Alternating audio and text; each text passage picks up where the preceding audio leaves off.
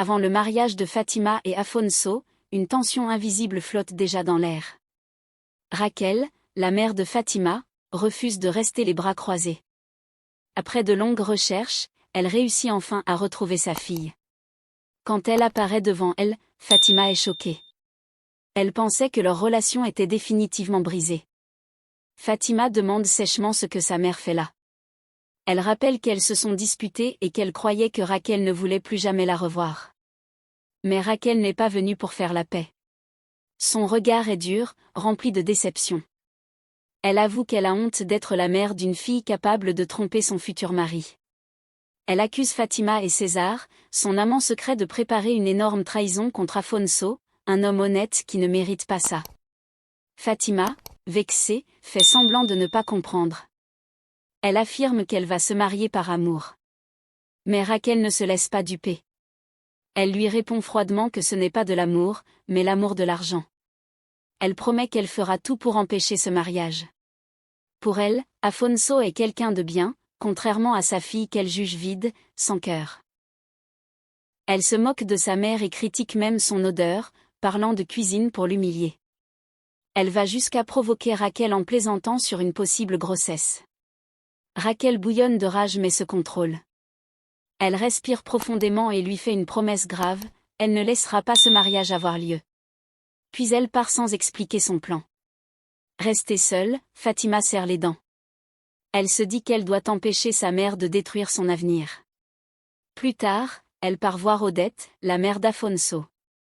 Elle lui raconte tout, les menaces de Raquel, son comportement étrange.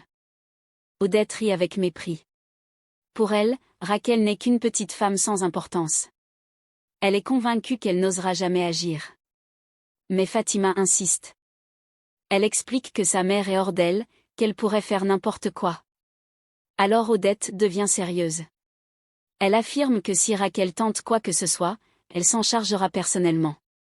Fatima s'inquiète et lui demande ce qu'elle compte faire. Malgré leur dispute, elle avoue qu'elle aime encore sa mère. Odette sourit d'un air mystérieux. Elle lui demande simplement de se concentrer sur son mariage. Elle promet qu'elle fera tout pour que Fatima dise oui à son fils le lendemain. Le grand jour arrive. Raquel rôde autour du lieu du mariage en voiture et observant chaque mouvement. Soudain, elle aperçoit Fatima en pleine discussion avec César, son amant secret. Son cœur bat très fort. Elle fait signe au chauffeur de s'arrêter pour écouter à distance le plan de Fatima avec César. César dit clairement à Fatima qu'il n'assistera pas au mariage. Mais il accepte de réfléchir si Fatima promet de le voir le soir même. Fatima hésite, car c'est sa nuit de noces. Mais César lui impose cette condition. Finalement, elle accepte avec un petit sourire. Elle avoue qu'elle aime le danger, l'adrénaline.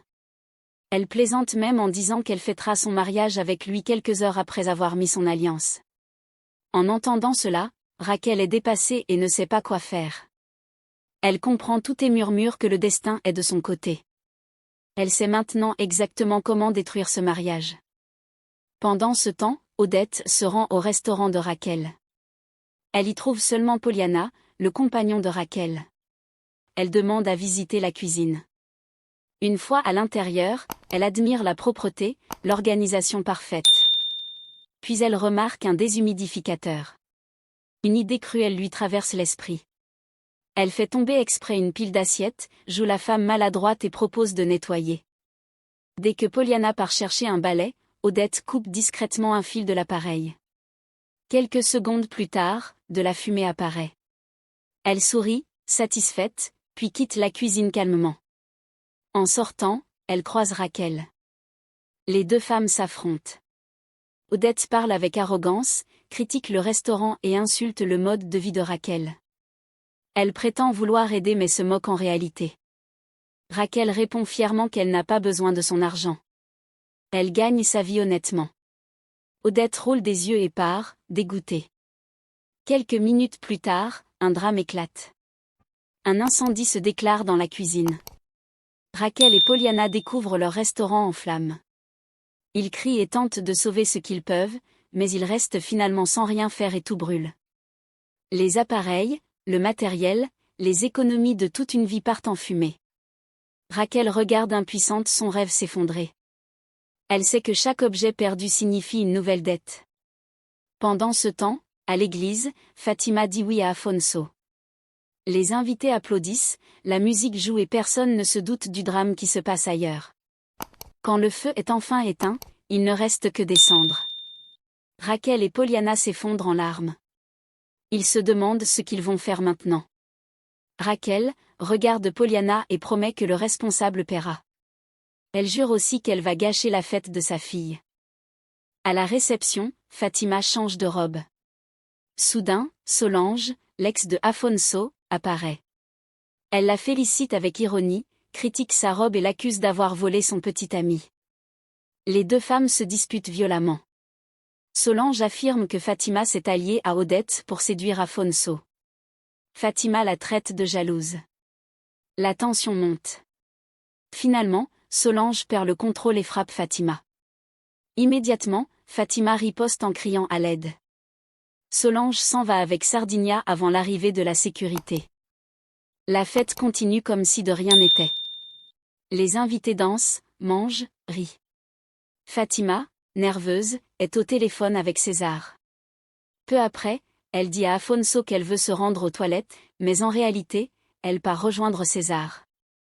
Raquel, qui connaît le plan de sa fille, arrête Afonso et lui dit que Fatima ne va pas aux toilettes, mais rejoindre un autre homme. Elle conseille à Afonso de suivre Fatima pour découvrir qui elle est vraiment. Un jour, Afonso décide de mettre le conseil de Raquel en pratique et suit discrètement Fatima. Fatima et César arrivent dans une salle isolée. Là, ils trinquent au champagne et parlent d'argent, de richesse, de leur avenir.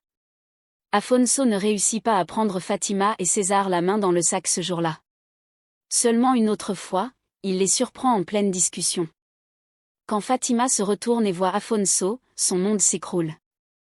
Fatima tente de mentir, de se justifier, de supplier. Elle s'agenouille, pleure. Mais Afonso ne la croit pas. Il dit qu'il sait tout, même l'incendie du restaurant provoqué par Odette. Il promet de réparer les dégâts et d'aider Raquel à reconstruire. Puis il s'éloigne sans regarder Fatima.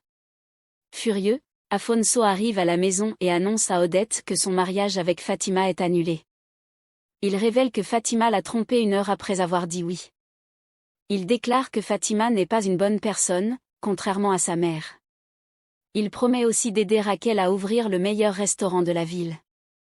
Odette, humiliée, reste sans voix.